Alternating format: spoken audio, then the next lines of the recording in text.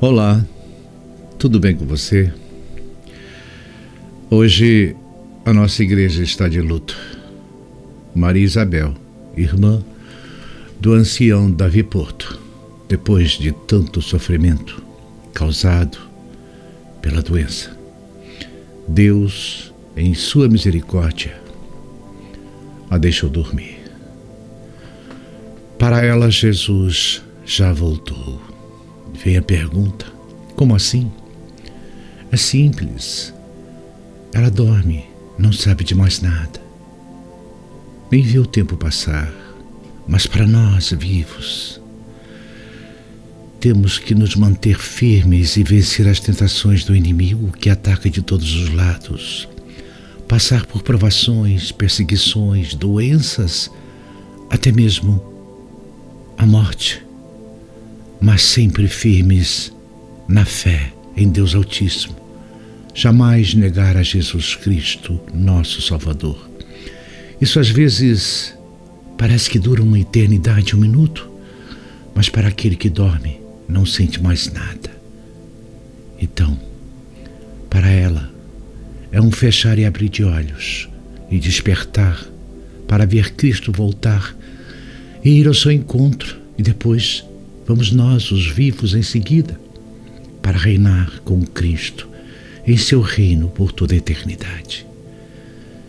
É o que diz o Salmo 23:4, ainda que eu ande pelo vale da sombra da morte, não temerei mal algum, pois tu estás comigo, e a tua vara e o teu cajado me protegem.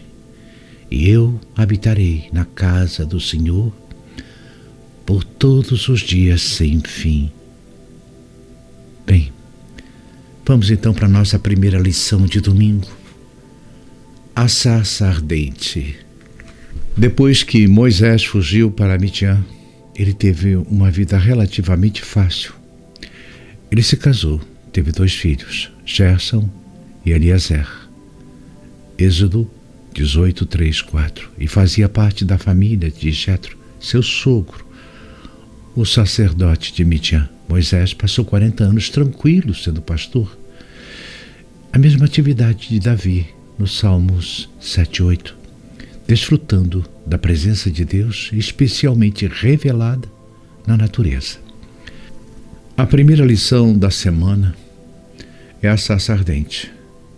E o que temos nesse contexto, quando lemos Êxodo 3:1-6, nos descrevem essa cena da seguinte forma, no verso 5, que é a resposta de quem está na sarça e diz: tire a sandália dos teus pés, porque o lugar em que tu estás é terra santa.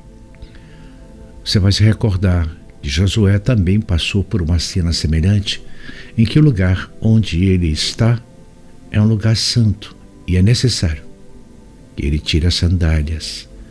E algumas versões falam em sapatos. Em outras palavras, os artifícios humanos nos impedem de compreender Deus de forma adequada. E isso nos separa de Deus. E ao tirar os sapatos, Moisés está se colocando na condição plena do poder de ser transformado por Deus perfeito, por um Deus que é santo. Há risco, sim. Ao pisar nessa terra, com o coração impuro e com o desejo de permanecer impuro, Moisés seria consumido por Deus na mesma hora. Esse é o risco. Ao contrário disso, se ele pisar com os pés nus em terra santa, com o coração disposto a ser transformado, ele é transformado. Se você observar com calma o texto bíblico e ler com calma o capítulo 3 de Êxodo, pelo menos 3 grandes coisas acontecem.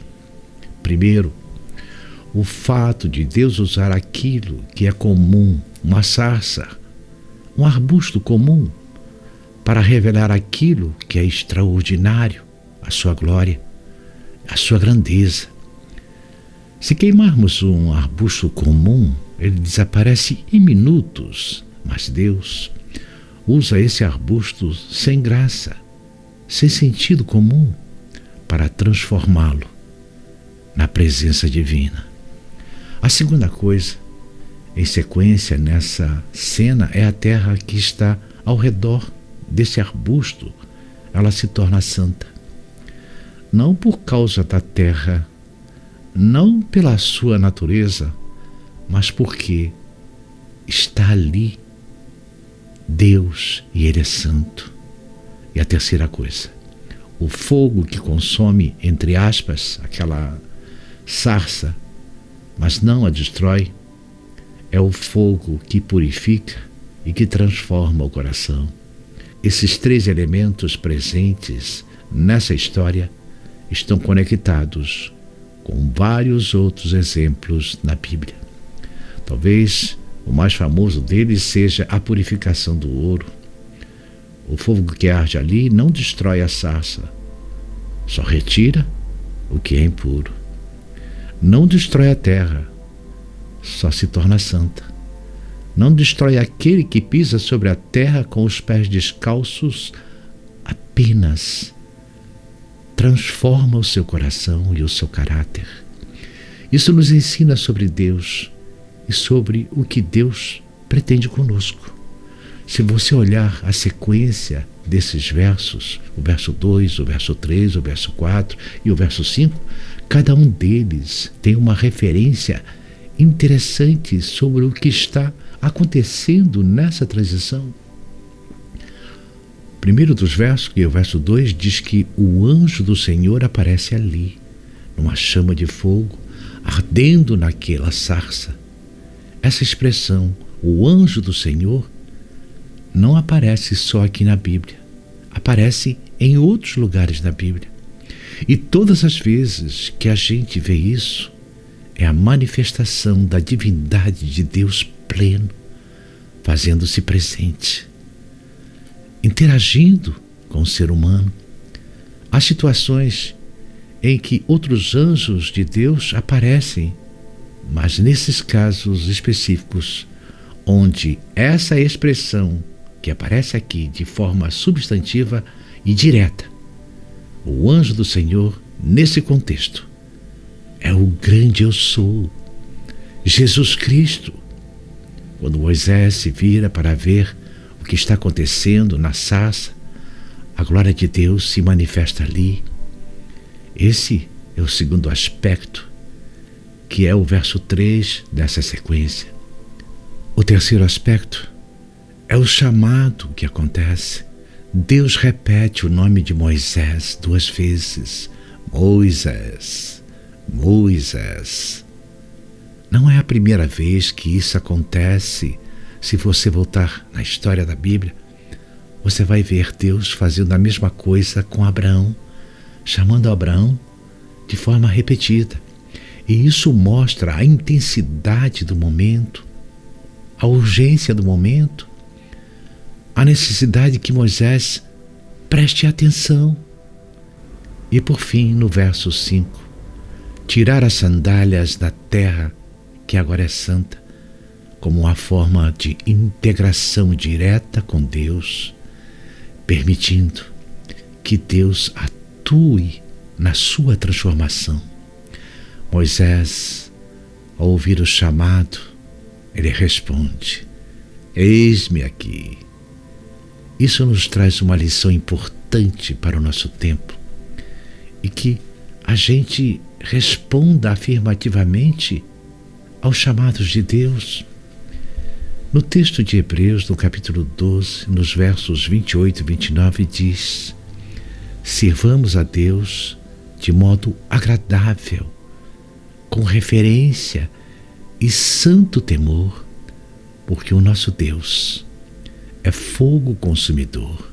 Quando Deus vira para Moisés e o chama, Moisés insistentemente, na realidade, é um convite para que Moisés sirva a Deus de todo o coração, sem amarras, sem separações, sem artifícios. Dá para imaginar que Deus escolhe pessoas assim, comum, como você e eu, pessoas que não têm nada para oferecer, a não ser uma alma manchada pelo pecado, no sentido pleno de que essa palavra significa. E Deus transforma essas pessoas para uma missão plena. Não é só um privilégio, não é só uma responsabilidade, é uma imensa bênção, é uma imensa manifestação de misericórdia, porque Deus escolhe pecadores como você e eu para fazer o seu trabalho, para representá-lo para o mundo, para dizer para o mundo que somos semelhantes a Ele. Essa é a misericórdia de Deus manifesta no seu chamado. O chamado a cada um de nós para clamarmos o Evangelho eterno ao mundo, sermos os atalaias do Santíssimo. Ou seja, Deus nos dá a oportunidade de sermos de fato seus representantes, se permitirmos que Ele nos purifique, que Ele nos modifique, que Ele nos transforme. Amém.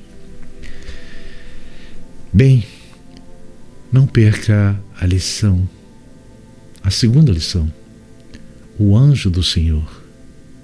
Não deixe de se inscrever, compartilhar, fazer um comentário e deixar o seu gostei, tá bom? Até amanhã, se Deus permitir.